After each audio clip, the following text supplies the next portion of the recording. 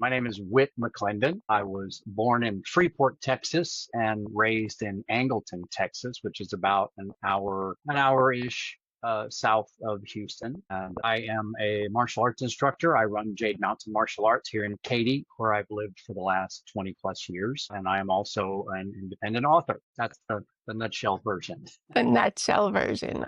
The hospital where I was born actually ended up becoming part of the Dow Chemical Complex as it expanded. Dow Chemical has been down there for many, many decades. My dad worked there, retired from there. I was born in that hospital and my brother was born in that same hospital, but eventually it got swallowed up by Dow. I lived out in Lake Jackson for several years. When I got out of college, I got my first real, big boy job out there, working at BASF, which was across the canal from Dow Chemical. It's an area, a lot of oil refineries and chemical plants. And so I lived out in Lake Jackson, and Lake Jackson and Clute were separated basically by one street. And so, everything's kind of close together out there. Well, there is a brand new Comic-Con fantasy convention in Lake Jackson, and I've been there 3 times in the last few years, and it's one of my favorite events, and I really enjoy going down there because the facility that they hold this, or at least that they have the last 3 years, is a stone's throw from where I used to live when I first got out of school and got that first job out there at BASF. And the area holds a lot of good memories for me. And a lot of times lots of acquaintances and people that I went to school with will come by and see me when I'm in that little convention. And it's a whole lot of fun. So I really enjoy that. You like those conventions too, don't you? Yeah. I'm so grateful to my buddy Larry for badgering me to get into my very first one, which was in 15. And I was like, no, man, I don't want to do it. He's like, look, it's a convention, fantasy movies and sci-fi stuff, and people are wearing costumes and you'll love it. And I'm like, I don't know. And he said, I'll pay for half the table. I said, I'm in. Okay, I'll do it. And at the time, I only had one book out. That was my very first fantasy book, Mage's Burden. And I did not know what I was doing, So, but, he helped me get a booth and get it set up. And I remember I don't remember how many books I took with me because I wasn't sure how many of anything I was supposed to have or whatever. But I sold out that first book over the course of that weekend. So I was really excited. It was a super successful, fun time, and it hooked me forever. So now every year I make sure that I hit certain fantasy conventions so that I can not only sell books, but also have a great time. I love those things. They're fun. It seems like it would fit your fun personality. I've heard that said. I do have a lot of fun when we go to these things. I mean, I have some wonderful friends that come and help me with the booth. Larry, of course, Andrea, his girlfriend, Michelle, one of my former editors. Sometimes my son is out there. Fabulous ex-wife comes out there. Of course, the love of my life, Catherine, comes out there and helps me.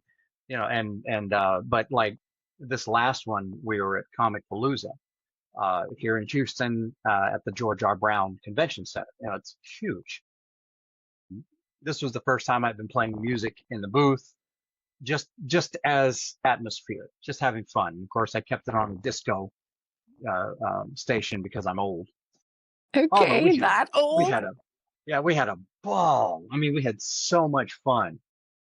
I remember all of us dancing to Michael Cimbello's Maniac, and we're stomping feet and just having a ball. And it's like, what about the books? The books will wait. We're dancing, So funny. But it was great.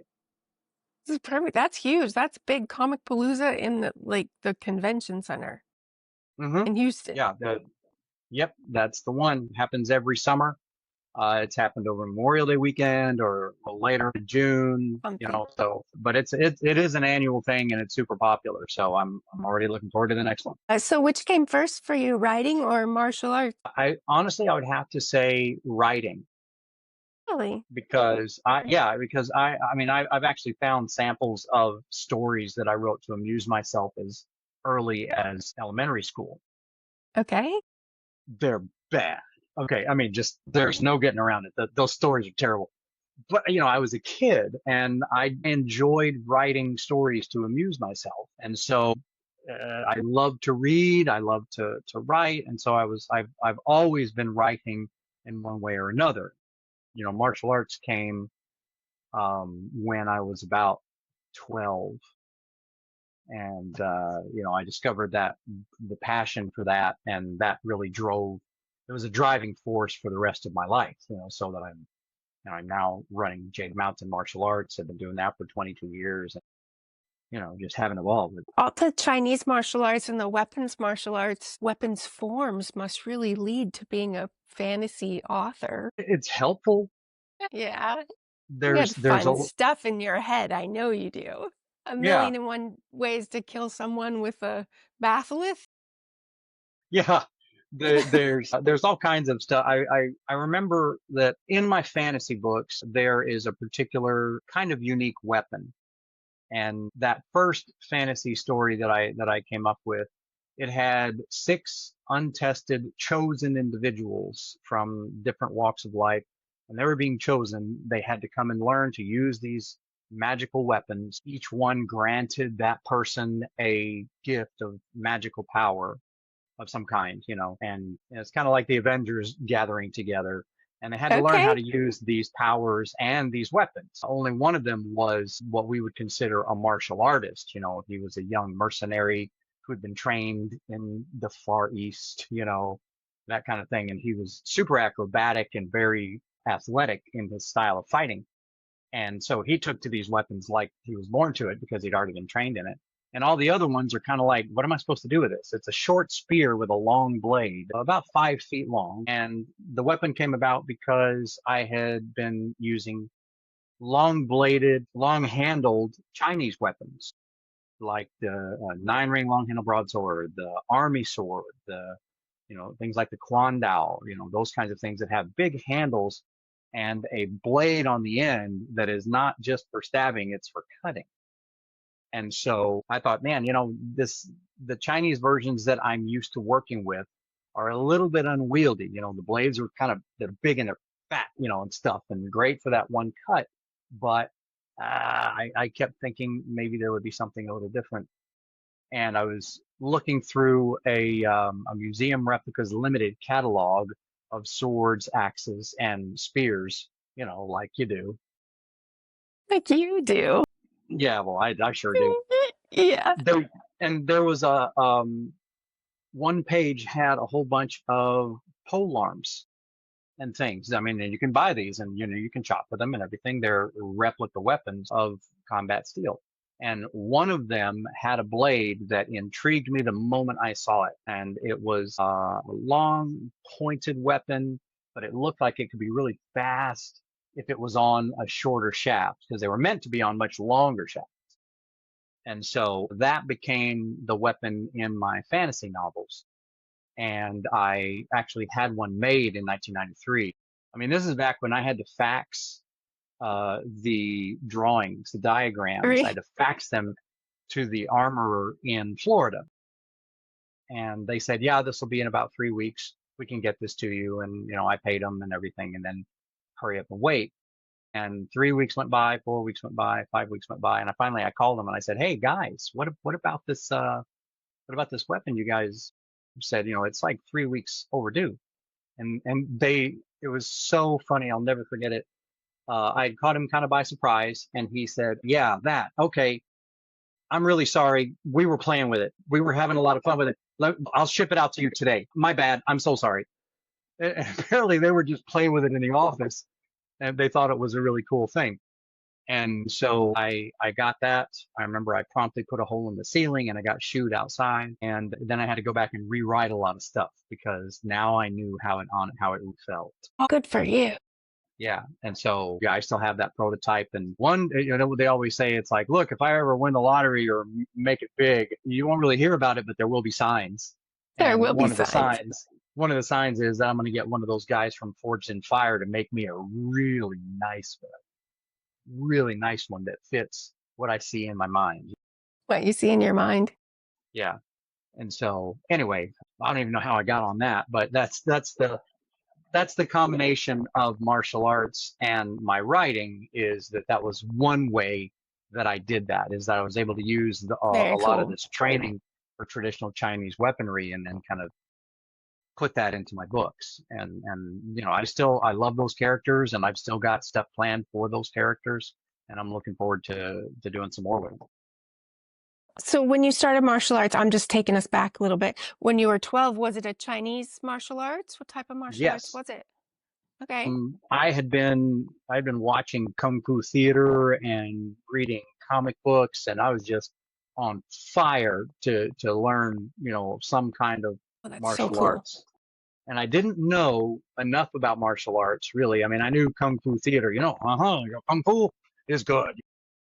I understood that part, but I really couldn't have told you that much of the difference of Okay. what they were.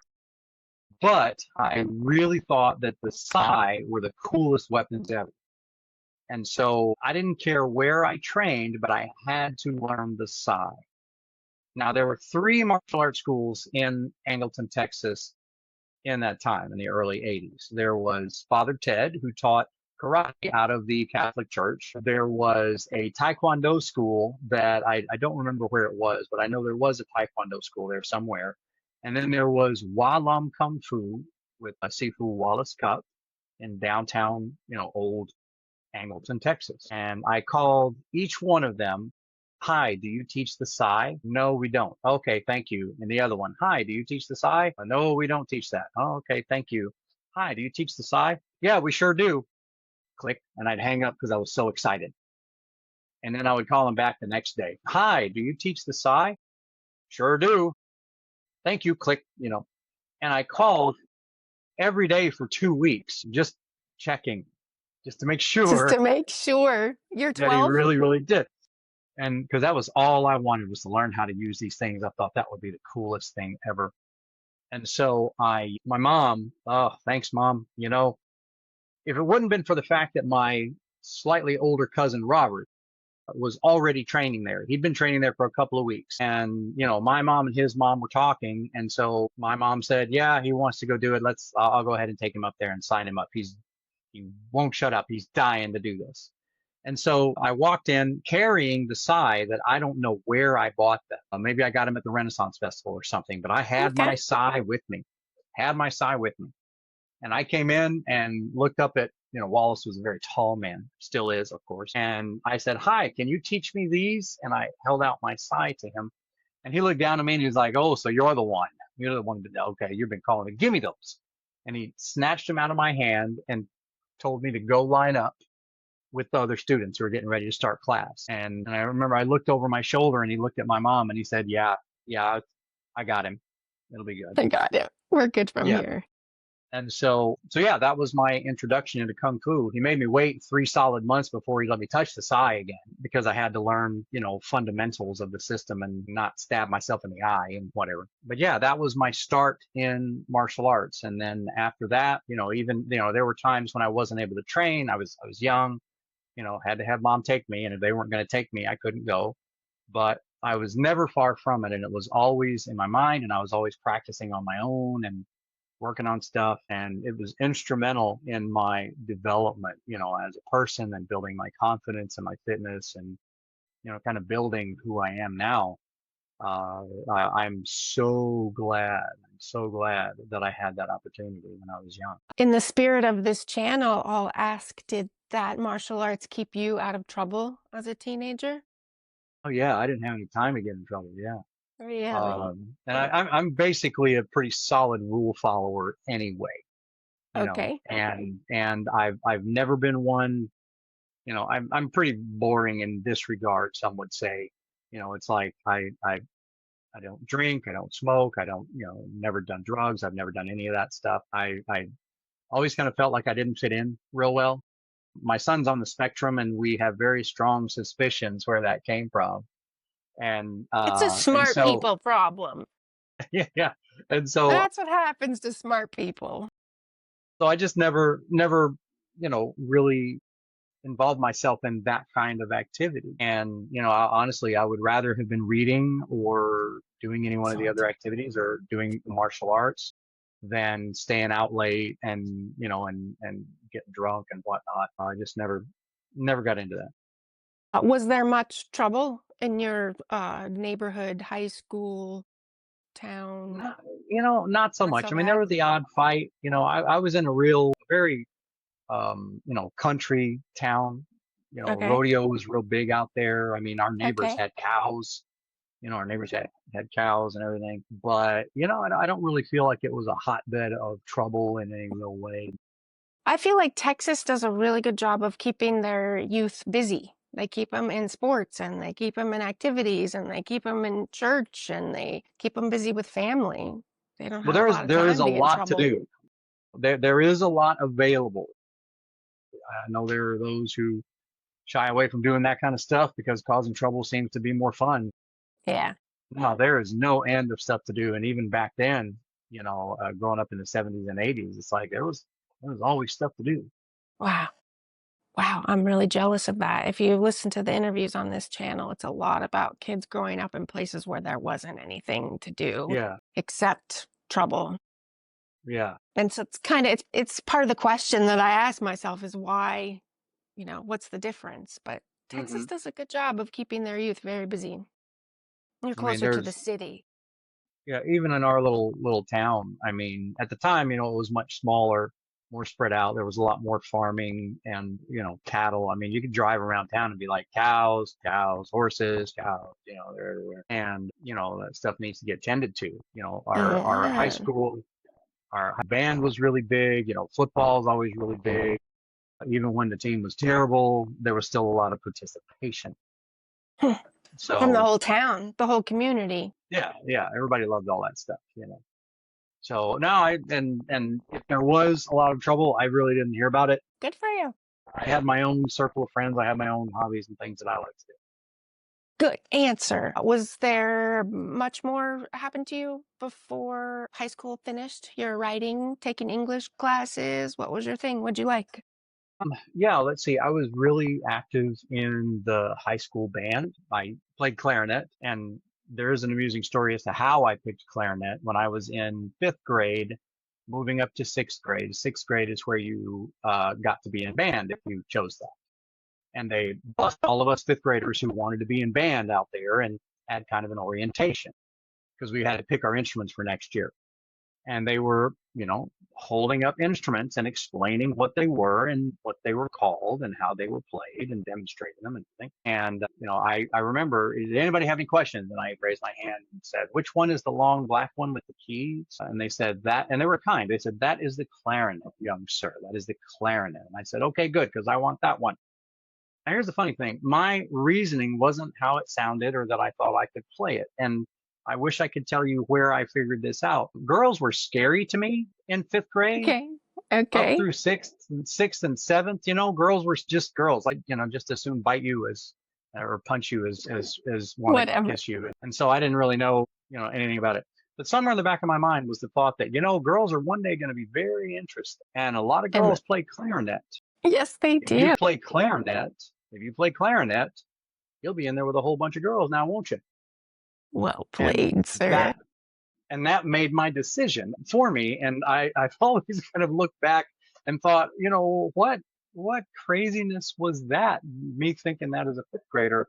But some of my best friends ended up being those girls that were hanging around, in clarinets, and we got to be good friends. And it was really a wonderful experience. I ended up section leader. I ended up, doing competitions and being drum major my senior year, so all that Excellent. was very formative. And I truly enjoyed that whole experience. I was also in journalism in high school. And so I did some more writing. I wrote for the newspaper.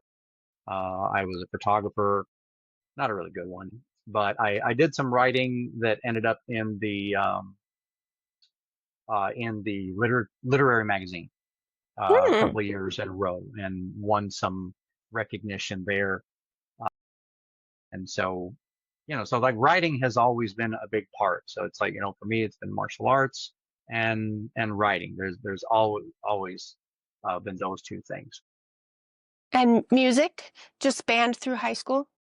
Yeah, band through high No. school. I wasn't able to pursue it really after that. And, I was focused on other stuff. Lacrosse is another huge Oh, thing that's for me. right. And I didn't start Yes. playing that until college. But once I started playing at Texas A&M, then it's like, oh, I was hooked. I'm a lifelong lacrosse player, founded my own team in the early 90s and, had to give it up whenever I moved into Houston.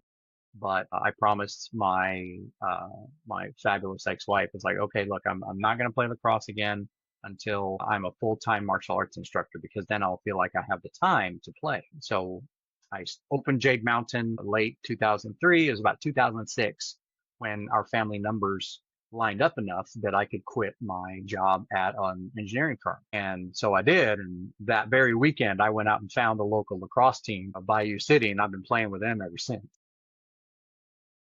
So 20 some years for the school and for your lacrosse team. Yeah. Yeah, That's same. excellent. There's still a handful of the same guys that have been playing out there for that long. Our goalie is the same goalie we've had the whole time. Tom Stell. Awesome dude, Tom Tom, Stell. Yeah. that's really fun. That's Yeah. great. College, A&M, you said? Yeah. I went to college for 1 year and discovered that electrical engineering was not for me. I didn't have a big enough why. Loved playing lacrosse, mind you. And my parents were adamant that if I was not going to that school for engineering, then I did not need to be going to that school.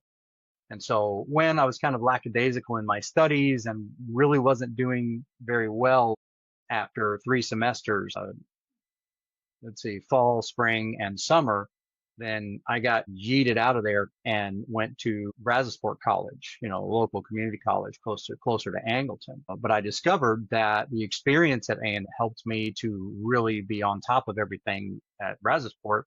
And I got a 2 year degree with very, very good grades. I think I only made one B the whole time, and that was what allowed me to get my jobs in the chemical plants down there. So certainly Is wasn't that what wasted. came next? Is that what came next after school? Hmm. Yeah. My, So I went to A&M for that first year, and then got a degree at Brazosport College after that. And then I did an internship at Dow Chemical for about the second half of that college term. And then I got my real job at BASF Corporation. what's that? It's another chemical plant. Okay. I think it's German in origin, Okay. but yeah, it's just right across the canal. They could wave and Okay. Dow, BASF. Hey, Okay. hey, That's hey. what they do. Yeah. Yeah. And so that was, I mean, I was good at it. It was computer aided drafting in the piping field. And I was really just doing piping and instrumentation diagrams. Yeah, it's so many of those. I've done so many of those. Obviously, Mind numbing. I'm sorry, Mind numbing. Just mind doing it. numbing. Yeah, Yeah. yeah. Design work over and over again. It was, I mean, I Detailed was, stuff. yeah, I mean, I was, it was a great job. And had I stayed, I could have retired from there with a pension. Back then, when I got the job, they were still offering pensions if you retired from there. But, life took me elsewhere, and I knew that was not what I wanted to do the rest of my life anyway. One of my dearest friends, his name is Brian Briscoe. He is a counselor, lives up in Fort Worth with his wife. He told me something a long time ago that his dad told him. He said, don't get a job or stay in a job that's just a little too good to quit. And that resonated with me. It's like the job that I had, I could do it. I was good at it. Well, I felt like I was pretty well respected in the field among my peers. What that really translates to is I didn't get in trouble a lot. I was well paid for my age and the job I was doing. I mean, I was doing all right, like really pretty well. But it just it sucked the life out of me. Every Really? day I was going, I could just feel there's another hour I will never get back. There's another Yeah. hour I will never get back. It's gone. It's just gone. And so I had always had the ambition to open my own martial arts school. I'd been when I was working at BASF down there in Freeport and living in Lake Jackson, I had reconnected with my original teacher, and he was in Houston, and I was driving 4 nights a week from Lake Jackson to Houston to train and to teach. And that's before they finished the Beltway, so it's like I had to take all the back roads, and it was like an hour and a half drive for me to get there every one way, Yeah. and they come back. And that wasn't great for that first marriage, but No. and that was ill-fated anyway. But it was important. Like, this was my life's goal. This was my life's dream, and this is what I need to do it. I don't want to learn martial arts from someone here. It's a different martial art. I want to learn what I started with and get really, really good at that. And so to me, it was worth the sacrifice to drive up there and learn Sure. from him, learn how to run a school, learn how to teach, learn as much as I could. And, eventually I ended up, um, that marriage failed. And then, I moved up to Houston eventually and ended up getting a job there. Eventually got married and, was just training there. So I was closer to the school and I was able to get there a lot more often. And, You knew then when the this was time came, you knew this is what you wanted to do. You oh knew you yeah, wanted your own school. And this system, is this the only system that you had studied? Is the original one from Sifu in Angleton? oh yeah, from Sifu Wallace Cup. He'd moved a few times from Angleton. Then he was teaching in Lake Jackson, and then he went to Houston and had 3 different locations in Houston. And during the time that I was growing up through my teens, early 20s, and I would go out there and train with him off and on as much as I could to try and keep Mm-hmm. things up and make progress. And then whenever he got his last location on Westheimer and Derry Ashford, that was when I started getting very, very serious and, coming in all the time so that I could train and level up, and end up with the capability to teach. And so, Right. yeah, so that was that, it's like I knew that was what I wanted to do. I did not want to spend my time doing that stuff, the computer aided drafting stuff. I wanted to be a teacher. Okay, great. So what path did that take? Well, I trained with Sifu Cup for many years, and I think I left in 98 or 99. I was already an instructor, black belt level, and since I had been with him off and on for so long, I had a lot of stuff that the other black belts that tested with me didn't have. And so it reached a point where I started to feel the need to learn other things. I'd become Okay. exposed to judo and jujitsu and, kickboxing. And I really kind of wanted to pursue some of those other things because I felt like those filled the gaps that I was seeing in the very traditional kung fu that I was brought up with. And so, I had to leave. I very respectfully said, look, I think my time here is done for now, but I need to go learn some other things. And so Supplement your learning. yeah, exactly. So I spent some time training in Carl Geiss's school briefly, and then with Tim Moselle, who's a Jeet Kune Do guy, here, he's been here for ages, super nice guy. And, whenever I started teaching in my garage at first, and I called my little fledgling business, I called it Jut Sao Martial Arts because that was the style of mantis hands that we used in Wa Lum. Now the problem is, I did not know what I was doing, and by naming it that, nobody could pronounce that. They would call the number and they'd be like, "Yeah, hi, is this Jutsu Martial Arts?" I mean, no, it's Jut Sao, but yeah, you're right. By the time I was, I taught a bunch of private lessons and things, and but finally an opportunity came we had no business even looking at this place, but the rent was so low. It was an attic above a department store right off of I-10, our big freeway goes through town. And so I opened up Jade Mountain in 2003 and promptly lost half my students because they wanted, they liked that personal attention, even a little garage with no air conditioning. They still enjoyed that I was just being able to work with them. And then shifting to group classes, a lot of them didn't like it, and so they moved on. But it built up, and finally we had a good thing going there. They First fit books. in. 1993, I had read everything in the house at least twice, and I needed new material to read. So I went to the local bookstore at the mall in Lake Jackson, and I found an end cap that had a whole bunch of fantasy books by an author I'd never read. And I thought, great, if I like this guy, I've got all these books and I can just binge read all of them. So I bought the first two of his first trilogy. And I read the first book and I did not like it. It did not resonate with me. And so I thought, well, let me read the second one. I'll give it a chance and see if it answers my questions, and then I can get into it. Okay, I read that second book. I was so mad. I remember I literally stood up and threw it on the floor in my little duplex.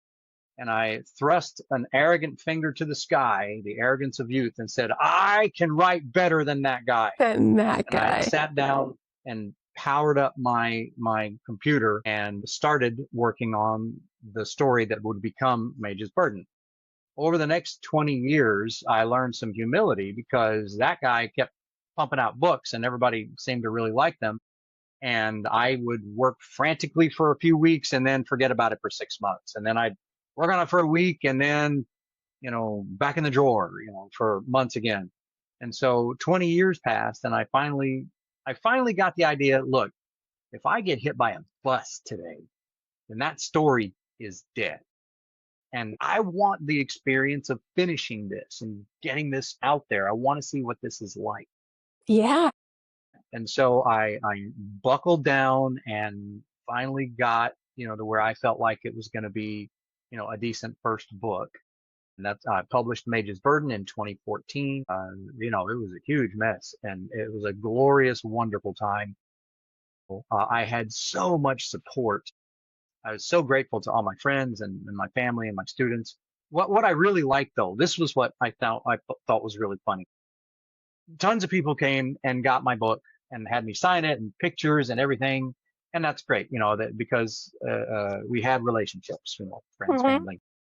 What was really cool was when people came back a few weeks later and said, hey man, I read that book of yours and it was really good. And it was the note of surprise in their voice that always made me laugh.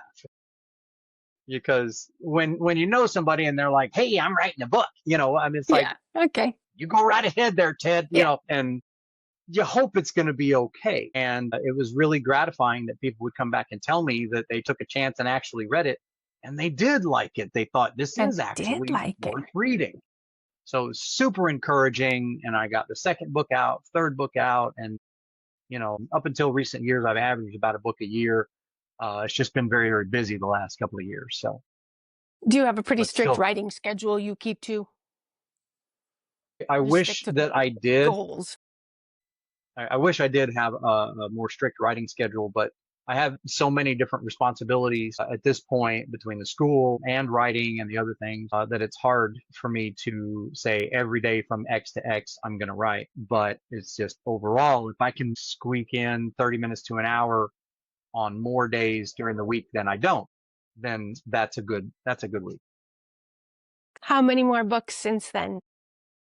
Let's see. I have a total of 9 fiction books. 5 of those are epic fantasy, like Lord of the Rings style. And then 4 of those are urban fantasy. So more modern with monsters and werewolves and, fey creatures and all that kind of thing. So, and my urban fantasies have been very popular. I've been selling a whole bunch of those lately, which is really exciting. I kind of wrote that first one on a dare. And so to have people tell me that it's their favorite series ever just, just blows my mind. I've heard Joe and the boys talk about that series. They just think it's fun. Oh, cool. Yeah. Always glad to hear that. Yeah. Yeah. Joe, when he's telling people about you, he always throws that one in that it's just fun. That it's just urban fantasy in Katy, Texas. Yeah, that's what it is. Yeah. That's You're right. great. What you know, I like to be able to drive out and look at scenes and be like, yeah, this looks like a great place for my main character to fight with a werewolf. I think this is good. Oh, you're so cool. Wonder my whole family likes you. Just how you think. Yeah. Very Yeah. cool. All right. So the same lacrosse team for 20 years, Yes. putting out books now for Mhm. 10, 15, publishing books. 11 years. 11 years 11 now. I've years. been putting books out. Yeah. The school there, 20 some years. 22. Yeah. I think this is year 22. Excellent.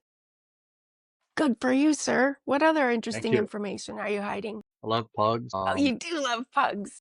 I love When pugs. you when we publish this, you send me some pug photos so that I can use them as the cover photo. Go to my Facebook page. You will find pug Okay. photos all over the place. There, I like them.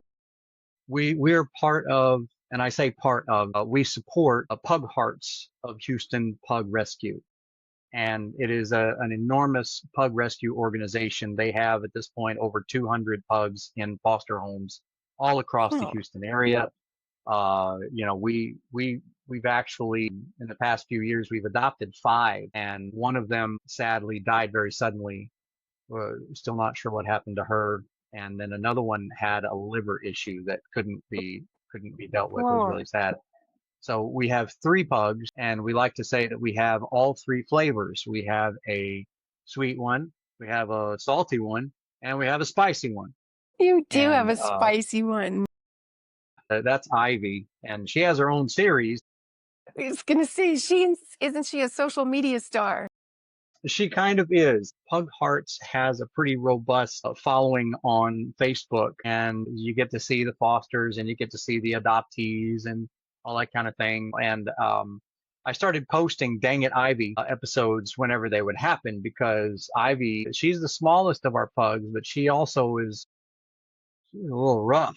She was pulled in as a stray, running with a pack of dogs, living in the street. So she's kind of a street smart. I think our other 2 were probably breeder dumps. So, they're a little more laid back, but Ivy's like, you want some of this? She's a lot more assertive. And You're so gonna have to teach her whenever some discipline, sir. well, see, she's settled down now. That's the Oh, thing. okay. My students are like, any Dang It Ivy today? And it's like, no, not really. She's actually settled Sorry. down a lot. But, She's growing up. yeah, but in the beginning, I mean, just anything. It's like, who ate my shoe, Ivy? Who did this thing? Who chewed this up, Ivy? Who stole my what's its, Ivy? You know, um, I think one of the first things that she did was I had taken them all for a walk. I have a special leash that has 3 leads on it, and they We're each walking have 3 their pugs. harnesses. Yeah, so it's hilarious. It's quite the circus walking 3 pugs. I would And imagine so. so, she went potty, and she is a very enthusiastic grass kicker. Okay. I mean, she gets in it, she's really flinging that grass around. And so she pooped, and I'm like, all right, I got to get that. And then she starts kicking the grass, like this. And then I'm waiting for her to stop, and I get it in the bag and everything. And then I look around and like, pug, empty harness. She gone. I look down the sidewalk, and there's her little butt. I can see her tail wagging as she's running off to get into trouble. And I'm running to catch her with poop in one hand and 2 other dogs that are like, why are we running, Daddy? I'm not a running dog. What are we doing? And so she crosses the street. I'm running with the dogs, and No. suddenly they start pulling extra hard. And I look down, and poor Kenzie's our oldest. Her harness was way up here. And she's like, Daddy, this isn't going well. And so I had to stop. I could see Ivy over here bothering a cat or something. And I said, okay, let me help. And so I got Kenzie back in her harness, and I looked around, and I saw a mailbox. I tied the leash to the mailbox. So now I'm free to go and chase down Ivy. And it took me 3 houses down to finally dive and catch her and bring her back under my arm in the pug carry of shame, and just, The bring her carry of back. And shame. yeah, it's like, you've lost leg privileges, she's just hanging there and looking happy as a clam too. She was like, yeah, did you Yeah. see that? Did you Yeah. see what I did? I'm like, yeah, I did, you little monster. And so that was like one of the very first Dang It Ivy posts. And then, just anytime she would do something if we heard ourselves go, dang it, Ivy. So There's we one. playing Ivy for everything? Well, only the stuff she does, but there was plenty. Oh, okay. There was plenty. There Because was everyone plenty. has that friend that they blame for everything. Oh yeah, no, it generally is Ivy's fault. Oh, okay, so we can just blame it on Ivy. Absolutely. I think we were up to 20 episodes. The last time was 20 episodes, and Miss Catherine, God, I love that woman. She just informed me of the latest one, and it's really not that bad. The pantry door was open, and she walked in and looked, was going to get into the refrigerator, so she opened it and she looked and she saw it, and she closed the door to the pantry and was rummaging around, and then she hears, "Excuse me," and she opened the pantry door, and there's Ivy, like, "Oh, that was scary." She was apparently in the pantry where she's not supposed to be. Dang it, Ivy. And there it is. So Dang it, now I Ivy. gotta, now I gotta do another episode, You gotta make but another that's episode. You guys need episode like 21. the meta glasses with the cameras so you can like capture these antics as they happen, like a dash Oh my cam for gosh. going around Yeah. with your dog. The That's Ivy funny. cam. The Ivy Oh, cam. yeah. Sifu, tell us about Miss Catherine. She is a brilliant, beautiful woman. You're very lucky to have her. She studies with you, she works with you, she works out with you. She's running a very successful business. Yeah, she is. How'd you Yeah. get so lucky? I wish I knew. I often say that if I did something in a previous life that made me deserve her, in this life, I probably did it 2 or 3 times, whatever good it was. Whatever it was you did. Yeah, yeah. I mean, we've been friends forever. She came to Jade Mountain, I don't know, 2008, 2009. And so she was one of my students for a long time, on my assistant team. She was like the best soldier ever, you know, teaching classes for me. I mean, she was super impressive in the way that, I mean, she would work all day and then come and she'd, help teach the kids. And then she'd go through Kung Fu class, and then she'd take the Jiu-Jitsu class, and then she was also training with Larry in Krav Maga. So, for many years there, she became a very dangerous woman. And, as life went on, fabulous ex-wife and I split. She and her husband split. And at some point we looked at each other and said, well, hey, you want to, This might be a good idea. maybe go out? Something. And really glad we did. We ended up the thing that everybody says about us is we are a perfect fit. And yeah, we're a That's perfect fit. great. We are Perfect fit. different enough. Yeah, we're different enough that we're interesting to each other. We're not just carbon copies of each other by any stretch. I don't know how I do it. I mean, but she inspires me all the time. And we just have fun together. She started her own business here a couple of years ago, and it has exploded because she cares, because And she's she good works at it, hard. and she works hard. Good for I'm her. the one that has to say, hey, let's come sit put that aside. It'll wait. Can this wait? Let it wait. Let's go sit. Let's go relax. There's steam coming out of one ear. You need to sit down. You guys are great like that. You have date nights and dinner nights and movie nights and We try. We always try to for end you. the night together. And, sometimes it's been a little hard. Sometimes we will get together at the end of the day, and it's been a little bit extra long day. And so we end up staying up a little later than we probably should, so that we can relax and unwind together, and Yeah. then, because it just doesn't feel right for us to go, okay, I've just gotten in from this event and we're going straight to bed. It's like Mhm. we need that time to be with each other and decompress. And you know, uh, so how was your day? How was your day? How's everything going? And then we can get to sleep.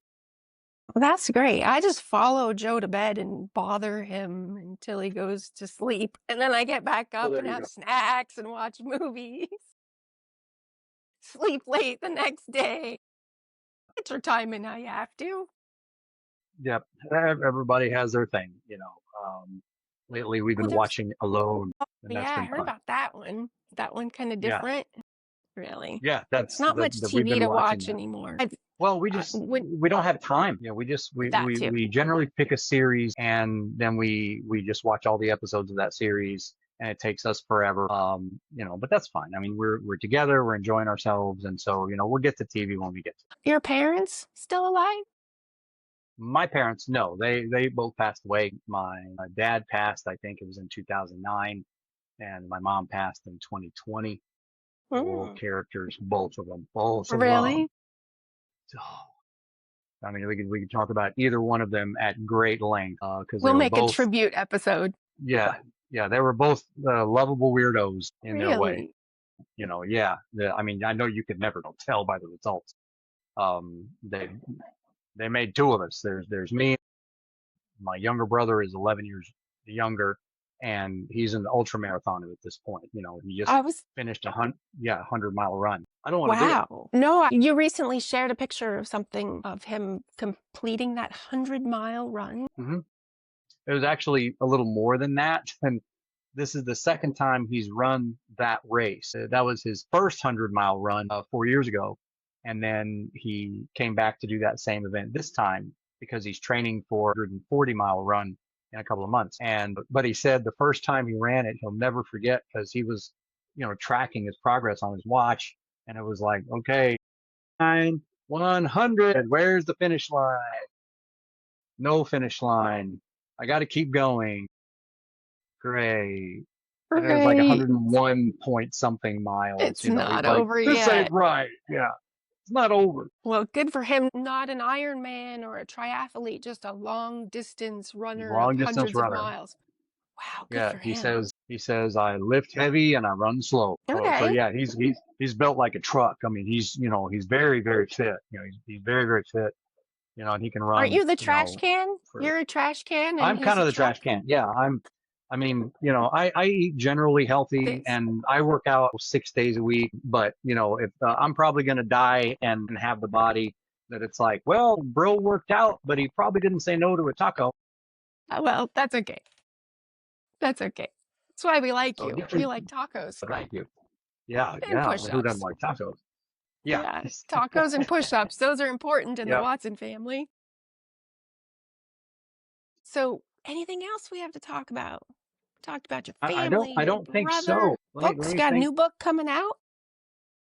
I do. I'm still in the rough draft phase, but I've been working on it for off and on for 2 or 3 years now, but it's coming to its end. I probably have maybe 5 or 6 chapters to go, and it's really just about butt in seat, fingers on keyboard, making it happen. I already know where it's going to go. I know how it's going to end. You know, I tend Just got to to do jump it. around a little bit. Yeah, I just have to physically make it happen. So that, with any luck, I will get that out by the end of the year, and then I can start working on an epic fantasy prequel that I've had in mind for a long time. It's Where just can that one's people a little more of a challenge. find your books if they would like to read them?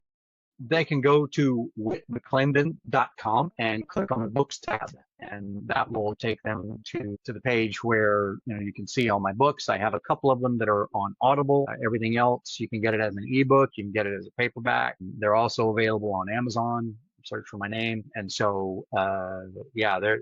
If you search for Whit McClendon author on Google, you will find me. I'm all over. Good to know. Good to know. And your school is Jade Mountain Martial Arts, Cinco Yep. Ranch, Texas. Yes, Kids indeed. classes, adults classes, workout classes. Yeah. And jujitsu, all that kind of thing. Last question. How many forms in your head, sir? I 20, remember I 30? used to say, no, I remember you used to saying it's like that I had about 50 forms. If I Really? counted everything that I am responsible for, that doesn't mean that I can pull them out of the top of my head and be like, hey, let me see fourth form. No. But they're under your Let me do it. umbrella. Yeah, they're under my umbrella, and I have enough reference material that I could pull it out and perform it given a day or two. Other stuff is so deep in me, it's like I could do it in my sleep. Really? But it's like 50 forms available. There's probably about 20, 25 that I'm much more solid on that I teach all the time. Chinese martial arts, lots of forms. Tai Chi as well? Yep. I have two Tai Chi forms. One is from the Wallam system, and it's kind of based on the Yang style. Like if you look, you'll see the similarities between Yang style Tai Chi and the Tai Chi that I learned from the Wall system. And then from Master Arthur D'Agostino, I learned the Hong style practical Chen Tai Chi. And the form from that I learned was Ilu. And I really do enjoy that. That's super fun. Very good for you. Thanks for sharing with us today, sir. It's been a No, it was pleasure. my pleasure. It was my pleasure. Thank Thank you. you so much. It's Thanks for nice having me. to sit down, just the two of us. I look forward to Yeah. editing your video and sending it out, being in touch. Yeah. Let me know how it goes. Yes, sir. I will send it soon. Tell Miss Catherine hello. And again, thank you. Thank you very much. Thank you for the opportunity. I Okay. appreciate it. Happy to have you. Take care. I don't know how to stop it. Bye-bye.